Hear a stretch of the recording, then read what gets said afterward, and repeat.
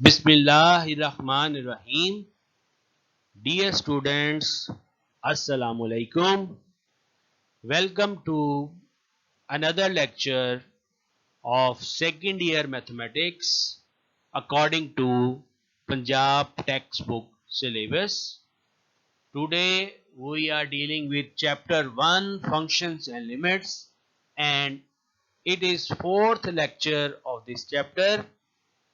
In this chapter, we will discuss parametric function, parametric equations, why we need parametric equation for a curve, then questions related to parametric equations from exercise 1.1, question number 7, then finally a challenge will be provided so that you can test your skills and can test what you have learned from this lecture. So let's we begin. Parametric function, हमारा जो curve है वो आम तौर पे to dimension में दो variable के अंदर रिप्रेजेंट हो रहा होता है, नेमली उसको हम एक्स और वाई यानी इंडिपेंडेंट वेरिएबल और डिपेंडेंट वेरिएबल कहते हैं। अब अगर हम यूं करें कि अपने इन दो वेरिएबल x और y को in terms of third variable एक फंक्शन के तौर पर लेकर आए, और वो थर्ड वेरिएबल t भी हो सकता है, थीटा भी, या may be any other notation जो आप इस्तेमाल करना चाहें, तो ये जो x और y को किसी थर्ड वेरिएबल में रिप्रेजेंट करना, इसको हम पैरामीट्रिक फंक्शन का नाम देते हैं। ये जो थर्ड वेरिएबल यहां पर आएगा, जो यहां पे t या थीटा से हमने रिप्रेजेंट किया है, उसको हम पैरामीटर कहते हैं। फॉर एग्जाम्पल, हम ये दो फंक्शंस डिफाइन कर रहे हैं, x is equal to a cos theta, y is equal to a sin theta. x is equal to a cos theta एक पैरामीट्रिक फंक्शन है, यहाँ पे आप गौर करें x की पावर 1 है, लिहाजा ये एक फंक्शन होगा, और y is equal to a sin theta ये एक दूसरा फंक्शन है, यहाँ पर y की वैल्यू 1 है, ये भी एक फंक्शन होगा। इसको हम पैरामीट्रिक फंक्शन कहेंगे। ये जो पर्टिकुलर फंक्शंस बने हुए हैं, ये किसी सर्कल के लिए बने हुए हैं, ऐसा सर्कल जिसका रेडियस जो है वो a है। पैरामीट्रिक इक्वेशंस, अब ऐसे फंक्शन जो हमने डिफाइन की है किसी कर्व के लिए, जब आप उनको कलेक्टिवली देखते हैं, क्योंकि किसी भी कर्व में दो वेरिएबल तो लाजमी होंगे x और y, और उसके लिए दो पैरामीट्रिक फंक्शन लाजमी बनेंगे। अब जब उन दो पैरामीट्रिक फंक्शन को आप कलेक्टिवली देखेंगे, उनको अब हम कलेक्टिवली पैरामीट्रिक इक्वेशंस का नाम देंगे, जैसे x is equal to a cos theta, y is equal to a sin theta. ये पैरामीट्रिक इक्वेशंस हैं किसी सर्कल की, ऐसा सर्कल जिसका रेडियस क्या है a, और यहाँ पे जो थर्ड वेरिएबल है यानी पैरामीटर वो इस्तेमाल हो रहा है हमारे पास थीटा। x और y जो वेरिएबल हैं हमारे ओरिजिनल जो सर्कल है उसकी इक्वेशन के वेरिएबल्स हैं। Next very important question which is of practical importance as well, कि हमें क्यों जरूरत पड़ जाती है पैरामीट्रिक इक्वेशंस बनाने की या पैरामीट्रिक फंक्शंस की तरफ आने की। इसके बहुत सारे तरीके और बहुत सारी वजूहात हैं, इनमें से एक यहाँ पे मैं डिस्कस करूंगा इस लेवल पे। मजीद बातें जो हैं वो आपके लेवल के लिए जो है बियॉन्ड है।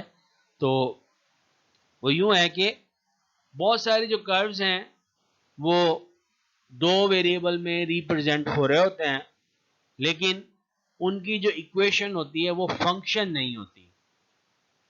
फॉर एग्जाम्पल, हम इसी सर्कल की इक्वेशन को कंसिडर करते हैं, x square plus y square is equal to a. यहाँ पर आप देख रहे हैं एक्स स्क्वायर की वैल्यू भी 2 है, वाई स्क्वायर की वैल्यू भी 2 है और 4 है। और लेक्चर नंबर 1 में हमने फंक्शन की जो कंडीशंस है उनमें एक कंडीशन ये भी देखी थी कि आपका जो डिपेंडेंट वेरिएबल है उसकी पावर क्या होनी चाहिए, लीनियर या ओड होनी चाहिए, तो वो फंक्शन की सूरत में कन्वर्ट हो जाता है। जबकि अगर वो पावर इवन है स्क्वायर वगैरह तो फिर वो फंक्शन नहीं बनता। तो ये जो सर्कल की इक्वेशन जो होती है वो फंक्शन नहीं होती। अब अगर हम इसका ग्राफ बनाना चाहते हैं तो ग्राफ बनाने के लिए हमें जरूरत पड़ेगी ऑर्डर पेयर्स की। अब वो ऑर्डर पेयर अगर हमने इस इक्वेशन से हासिल करना है तो इस इक्वेशन का इनपुट और आउटपुट की फॉर्म के अंदर, और वो फॉर्म ये होगी y is equal to plus minus under root 4 minus x square. अब इसकी मदद से आपको ऑर्डर पेयर निकालना जरा मुश्किल होगा, और ये एक मैंने आसान सी इक्वेशन लिखी है सर्कल की इसके अलावा भी जनरल फॉर्म है। इस तरह कॉनिक की इक्वेशन की मोस्ट जनरलाइज फॉर्म है, वो इससे भी ज्यादा कम्प्लेक्स शक्ल हमारे पास होती है। तो फिर इनकी मदद से काम करना जो है हमारे लिए मुश्किल हो जाता है।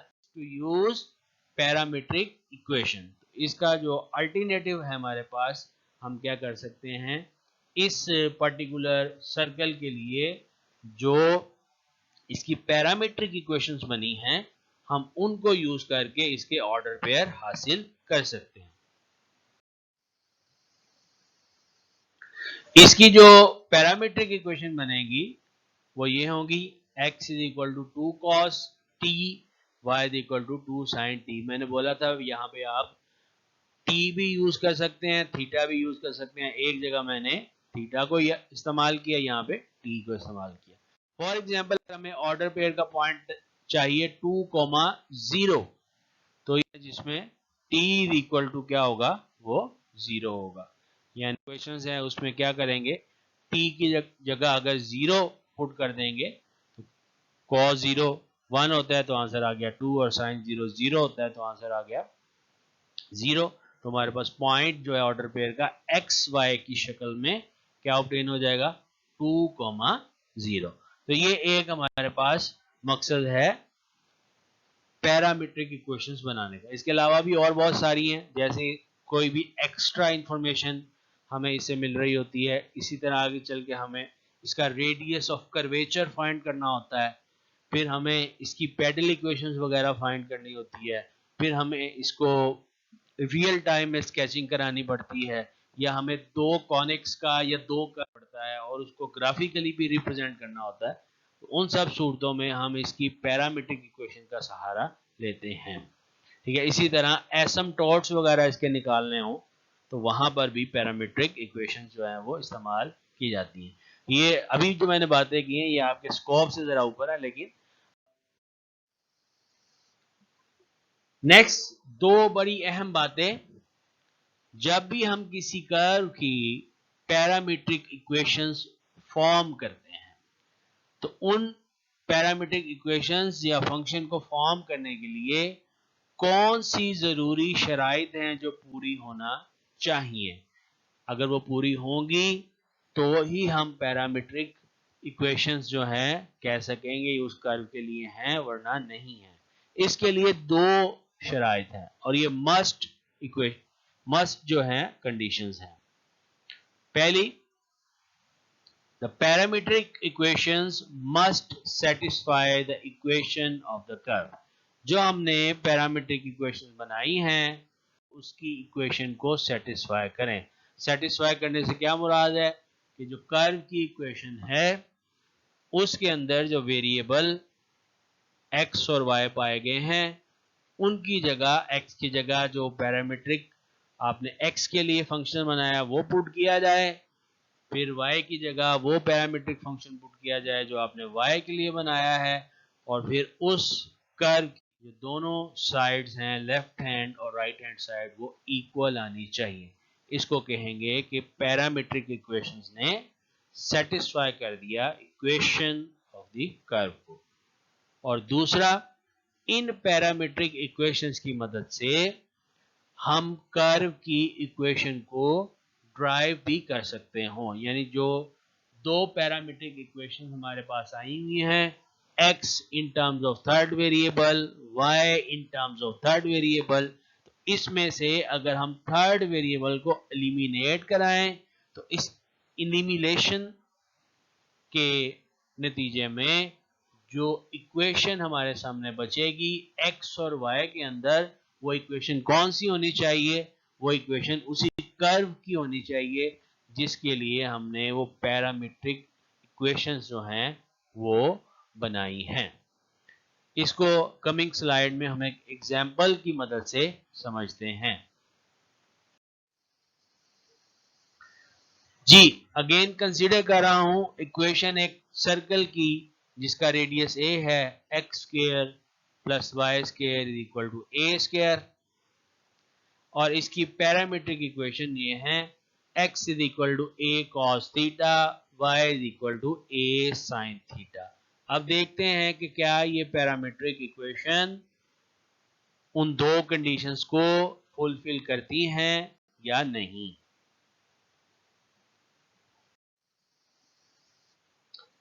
जी, पहले हम चेक करते हैं कि क्या ये या इक्वेशंस हमारे कर्व की इक्वेशन को सेटिस्फाई करते हैं या नहीं करते। हमने x की जगह a cos थीटा और y की जगह a sin theta equation of circle के अंदर पुट कर दी। फिर स्क्वायर हो गए, a स्क्वायर आपने कॉमन कर लिया, cos square plus sin square, ये फंडामेंटल आइडेंटिटी ऑफ ट्रिग्नोमेट्री जो कि 1 के बराबर होती है। तो क्या नतीजा आया हमारे सामने? a square is equal to a square, that is left hand side is equal to right hand side. So first condition is fulfill parametric equations satisfy the equation of the circle. अब बात करते हैं जी दूसरी condition पर। क्या ये जो parametric equations हमने बनाई हैं, क्या इनकी मदद से हम ओरिजिनल जो कर्व है हमारा, जो कि यहाँ पे हमने सर्कल डिफाइन किया हुआ है, क्या उसकी इक्वेशन तक पहुंच सकते हैं? तो देखते हैं।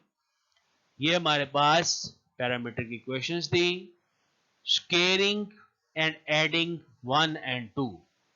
1 और 2 को हमने स्क्वेयर करना है पहले और फिर ऐड करना है। लेफ्ट हैंड साइड अलहदा से ऐड होगी, राइट हैंड साइड अलहदा से ऐड होगी। इस तरह x square plus y square, उधर से a cos theta whole square plus a sin theta whole square, उसी तरह a स्क्वायर कॉमन लिया और फंडामेंटल आइडेंटिटी के यूज से x square plus y square equal to a square आ गया। और गौर करें कि ये किस चीज की इक्वेशन है जी, ये वो ही सर्कल की इक्वेशन है जो हमने शुरू में डिफाइन किया था और जिसके लिए हमने पैरामीट्रिक इक्वेशंस बनाई थी, which is equation of circle. Hence 1 and 2 are the parametric equations of the circle. तो क्लियर होगी बात। इसको मैं एक दफा फिर रिपीट कर देता हूं।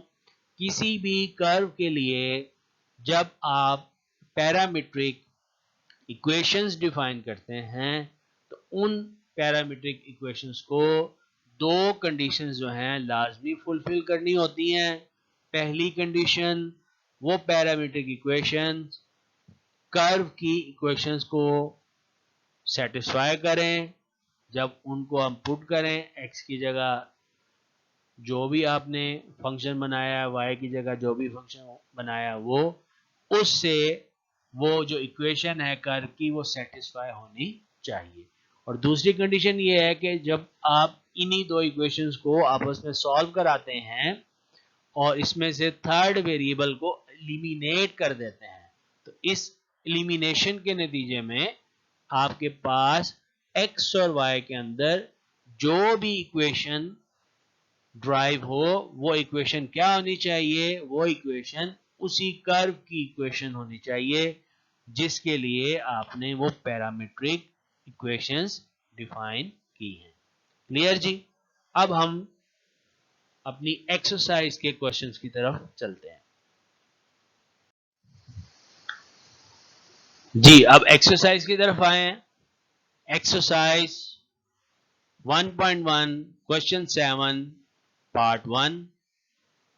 इसमें क्वेश्चन दिया गया है show that parametric equation x is equal to a t square y is equal to a t represent equation of parabola.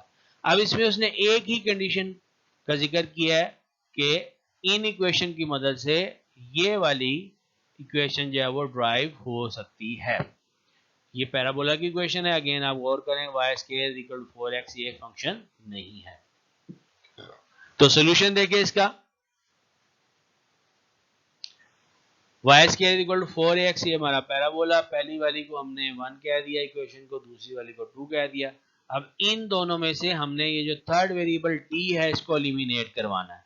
तो इक्वेशन नंबर 2 में से t की वैल्यू आ जाती है y ओवर 2a, इसको 1 में पुट कर देंगे, इस t स्क्वायर की जगह तो आ जाएगा y ओवर 2a का होल स्क्वायर, स्क्वायर कर दिया तो y स्क्वायर 4a स्क्वायर बन गया, a से कट गया, x आ गया आपके पास y स्क्वायर ओवर 4a, यहाँ से 4a उधर शिफ्ट कर दें तो बन गया y square equal to 4ax, जो कि इक्वेशन ऑफ पैराबोला है।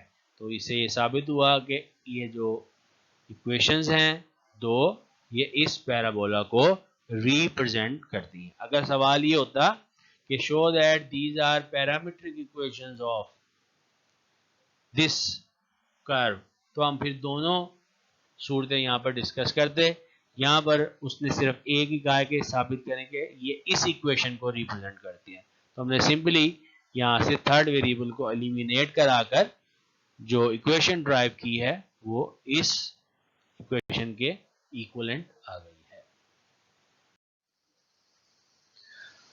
1.1 question 7 part 2, show that the parametric equation x is equal to a cos theta y is equal to b sin theta represent equation of this ellipse।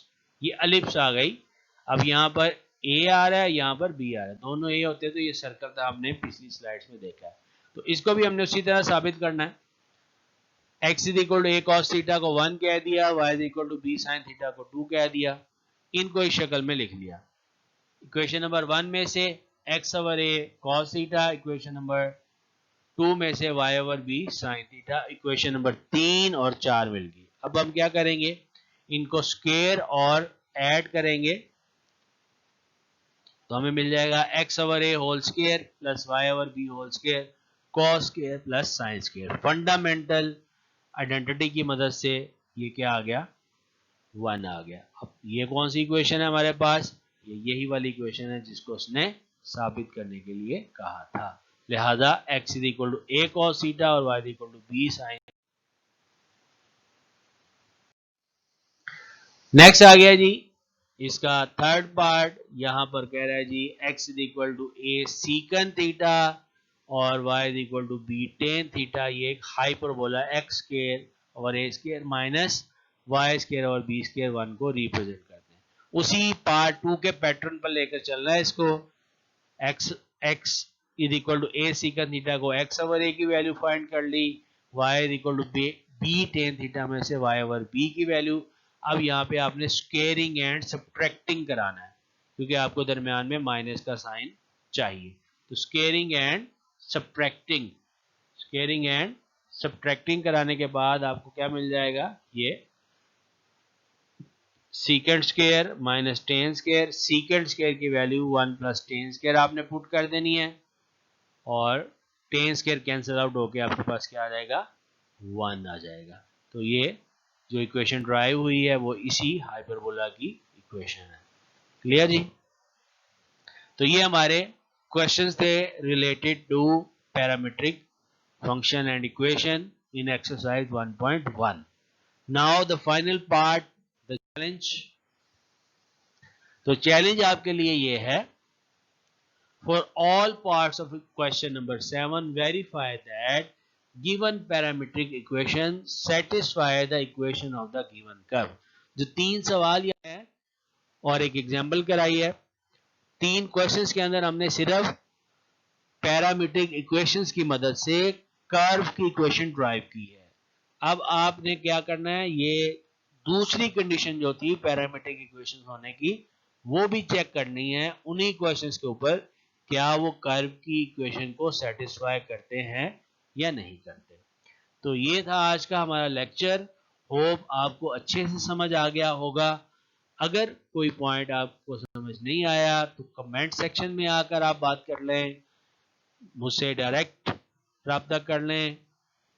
तो इंशाल्लाह आपकी जो problem है उसको जो है फर्स्ट प्रायोरिटी पर रिजॉल्व किया जाएगा।